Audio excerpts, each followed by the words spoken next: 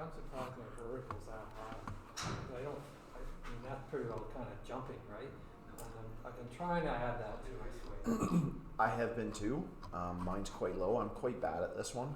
I'm more of a lateral shifter myself. I was watching the videos from Jeff Lynn, Dr. Scotland. Yeah, Scotland, yeah. He's saying, but it's very rare that someone has awesome all three. Correct. It's usually 2 or 3. Yeah, from my experience, you can be good at either one of these, but you got to be decent at vertical. At least to the point where you can see a peak. Yes.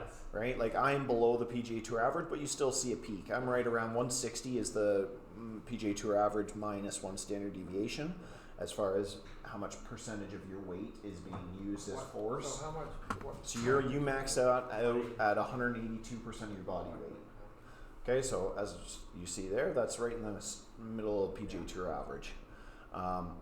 This is defined as basically your braking force. Okay, so we see a lot of people go and they'll just shift too far forward this way, which means they don't push up here to bring the force upwards, right? We'll see people over, not as often, we will see them over rotate sometimes as well. That one doesn't happen nearly as often. You peak your vertical in a great spot.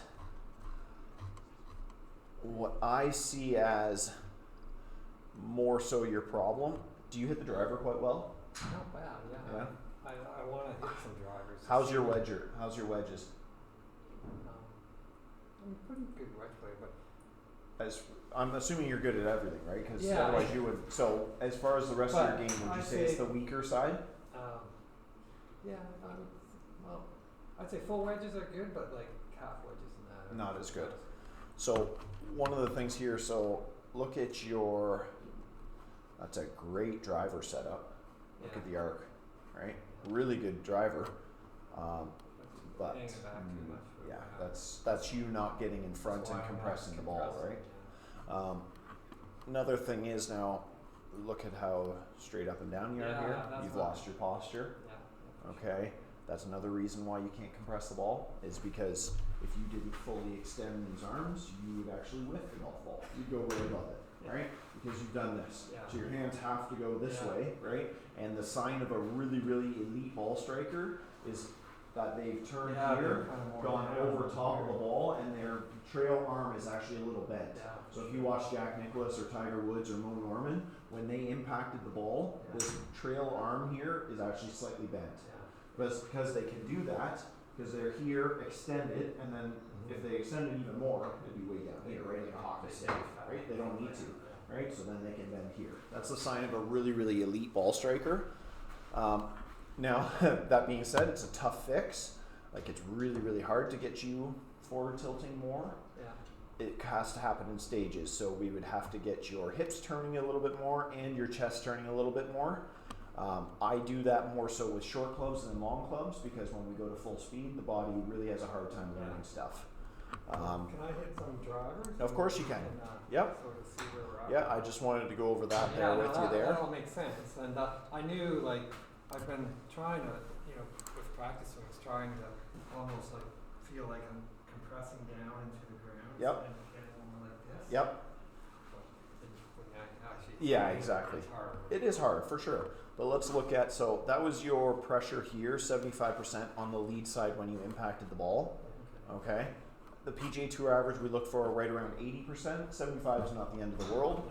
What I want to see though is if that's consistent.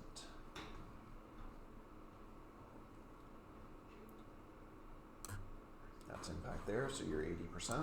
How is that pressure ball? Does that look good? Like, should it be sort of? No. So I'll explain what we should in an ideal world see. That's impact there, so that's good.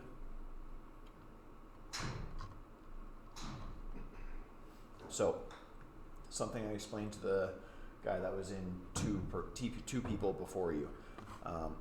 I'm not as concerned about what that number is when you reach impact as I am that the weight has increased to the point through the ball. Okay, so what you can see with you, what I mean by that is when you're at the top of the swing, you have 71% of your pressure on your right side. Okay, like almost every single golfer you will transfer onto the front side. Okay, as you'll see, this number will get smaller here shortly, like this. This is you doing your weight transfer. Okay, you will get to your lead side here. You actually get up to, on this one, up to 89%. What you'll notice here is you haven't reached the golf ball yet. You're actually at club parallel to the ground. Watch what this number does now into the golf ball. Does that mean kind of falling? What I would call a reverse pivot or a reverse C, whatever you want to call it. Yes. So I'm more concerned that the weight is going through the golf ball, not that you've gotten here and then you're coming back. Yeah. Okay. So sure, you achieve a great number here, right? But it's Could be better. it's a false number, right? Because you've achieved that number by actually bringing your weight away from the golf ball. That's part of the reason. Your head, So right? At 89 should be at impact. Well, 89's high, but yeah, I would rather have it at 89 than at 80 that way, right? I'd rather see your weight go through the ball to start because your vertical's more than high enough. I know that you will be able to stop that pressure, so your 89 will not be at impact, but how efficiently you get there is what needs to change, right? So think of your head, right? If I go this way, where's my pressure go? My head's the heaviest part of the body, right? If I go left, if I go forward, if I go back, you'll see as the pressure goes through in your feet, right? So if we were to stand, I'll stand on here. You can look at the screen, right? We got my left foot here, and we got my right foot. Mm-hmm. If I do this with my head, where's my pressure go? Yeah. Right? If I do this, where's my pressure go? And my toes, right? And same thing back, right? So what you've done as you go into impact, you've done this. Which, like you said, for a I'm driver, exaggerating, for a obviously. driver, that's not a bad Which is great, yeah, you need to have that spine tilt, right, to get the ball up in the air.